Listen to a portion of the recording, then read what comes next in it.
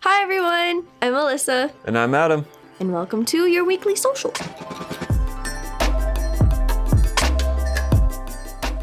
We're gonna talk about Instagram today. Okay, what about it? They're doing some new things and they're making a kid-friendly app. Kid-friendly. So like YouTube for kids. Did that work? I see parents using it. But do the kids use it? If the parents hand it to them, then it works. If not, Gotcha. yeah. Okay, so, sorry, I did cut you off. What is it? What is Instagram for kids? Because I'm a little bit lost. Instagram for kids is basically going to be Instagram's way of anyone under, I think it's 18 or 13. I saw two ages there. Okay. But anyone underage basically is going to be on that platform instead, and it's a bit more appropriate. It helps keep younger kids safe. It helps maybe promote more of a positive environment instead of the various kinds of things that social media can bring. When you say keeping kids safe, like what is, like, assuming only kids are using it? Yeah. Like what are they hoping to achieve with that? So they're pretty much hoping to keep kids safe from people who... It's okay to say predators. I think we're safe to say that word. Other words we might not be able to say because of YouTube. Yeah, but keep them from safe from predators, and just make sure that everyone else on the platform, at least on the Instagram for Kids one, is who they say they are and the age that they say they are. Gotcha. Okay. And that is a little bit interesting because like there is a group called Bark. If you haven't heard of them, you should definitely go check it out. They're a really cool organization that tries to fight against predators and stuff. They put out a video, it's been a little while, but like they posed as like an 11-year-old and had like very inappropriate images, direct messages, and even like a video chat request within 4 or 5 minutes of posting the profile. Yeah. And it's hard because like, if you look at it, it's an 11-year-old. Some of the stuff was doctored up and you had people saying, how old are you?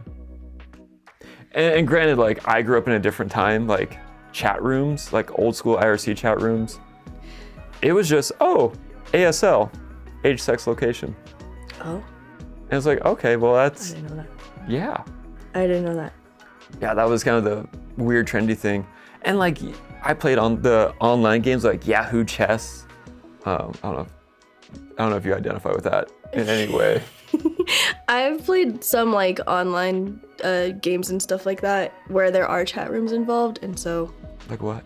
I did at one point attempt to learn how to play chess and everything. So I did chess, and then when I gave up on chess because it was too hard, I started playing checkers. And both of those, on whatever site it was on, had chat rooms, so you could talk to the person that you were playing with. Oh yeah, but did you ever, so this might be dating us a little bit. Did you ever do like RuneScape or Gaia Online, Neopets? I had a Neopets, forgot the login after maybe the second time, and I did have a Gaia Online. And even then, you were talking with people from, maybe in your local area or somewhere else in the world, and you did not know who they were besides their username, which was usually like Fluffy Unicorns 92, Or Hyper Dragon X? That was probably that one. Not Fluffy Unicorns. So did you ever grow up with like, I guess these worries or insecurities of, or like felt like there was a need for protection at those stages? I did, but thankfully I also had like my dad to tell me, don't talk to strangers in person or online.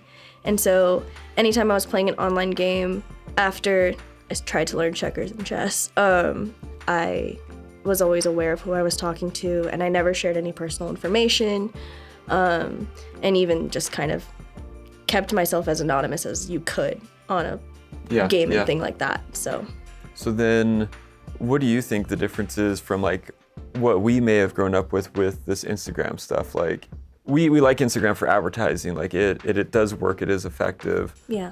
I like the idea of segmenting out younger generations or younger people who honestly aren't going to be the purchasers. Even if you're advertising for a product for kids, usually we want to advertise to the decision makers, the parents. Yeah. So I'm okay getting rid of some of the audience or some of the potential wasted spend. Yeah. So as an advertiser, I don't mind this approach and this shift. But what are your thoughts on how to approach the platform in general and how this will impact, or even society? Yeah. Well, in all honesty, kids are pretty smart. We don't always give them enough credit. I feel like I have seen kids who are like 5 or 6 and they are navigating through their tablet or even their own iPhone at that point. Yeah. And they know how to change their own privacy settings on their phone. They know how to, download different apps and do, other things. And maybe there are passwords protecting some stuff, but on an app like Instagram, you normally think it's kind of harmless in some ways where you're like, oh, okay, yeah, we'll post a photo, like family photos and things like that, which is great. But it's also a platform where you can post photos, where you can post videos, where you can follow someone halfway across the world. And in some ways, it's really similar to things like Gaia Online and those other kind of like outdated games and apps and stuff like that, where you can kind of set up this persona for yourself because, society sees social media as something where it's true, it's what you do with your life, but it's not your whole life, and it may not even be who you are. And so with that, you can create your fake persona. I could pretend to be someone I'm really not and use some strange image like a tree outside, and that would be my profile picture, and you wouldn't know who the person behind the screen is. In some ways, I agree that like separating that does help, but also if someone really wants to get on either side of, Instagram for kids or Instagram, they'll find a way to do it. It's pretty easy to lie about your date on those. Yeah. I know some people that have told Facebook and Instagram, oh yeah, I'm 22, and really they were like 16, 17, and having those age restrictions on there is smart for all those platforms, but it's not going to stop the person from getting on there if they really want to. Absolutely, and I'm gonna definitely date myself. Like when Facebook first came out, you really had to have a .edu account to receive access into the platform. But even then, that's not perfect of trying to make sure that you only have 18-year-olds on the platform. At the time, I was doing full-time Running Start, so I was 16, 17 with the .edu account and able to gain full access to the system. There's always going to be loopholes and ways around these things. There are also other platforms that don't have a for kids version of it. Like Snapchat doesn't, and TikTok doesn't. No. Facebook doesn't. And so it's really right now just kind of YouTube and then soon to be Instagram. They're really only doing this because of abuses that have occurred or coming under fire for these different things. The other thing, like I know a lot of people can be excited about a for kids only version. Kids are mean. Yeah. Have you ever actually watched your middle schooler or younger interact? I have, and they're mean, and they learn things. They learn about behaviors and everything like that from what they see on TV and on these platforms that, are just around them constantly. But they're pretty mean. They're mean to themselves and they're mean to each other, which is never good. So at the end of the day, we would say, if you're a parent, be aware. I know growing up, my folks weren't the most tech savvy people, but if you raise the kids right, you'll hopefully be able to work through quite a bit of this. Yeah. It sounds like your dad was pretty awesome, actually. Yeah, he was really good about just being like, okay, what platform are you on? What are you doing? What is Gaia Online? And I tried to explain it in the best way I could because I barely understood it. I was like, I don't know, you're a little character and you run around. And that was my perception of it. Yeah. And I could talk to my friends. And so for me, it was a mostly wholesome platform. Yeah. That you could play around on.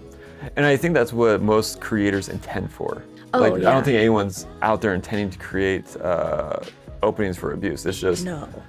hey, we want to do something fun. And even if it is geared for kids or geared for other people, we're just here to have fun and make and build and create and drive. Like, Yeah.